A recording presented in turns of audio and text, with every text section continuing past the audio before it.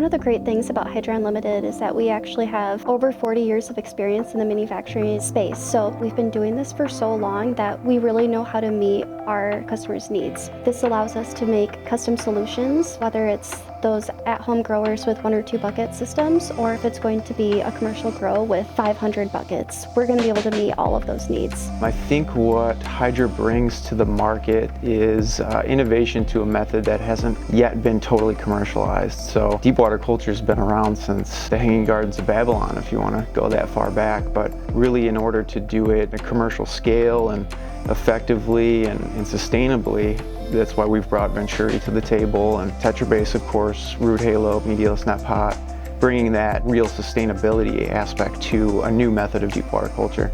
I got really tired of pasteurizing my own products. The issues and battles that I've had throughout the years have been so costly that I decided and always thought that hydroponics was the future. I just didn't think it was applicable for the systems that were available today. When I saw what Hydra Unlimited was doing, it's been a game changer for me in saving money overall, nutrients, water, even dehumidification, all the way around.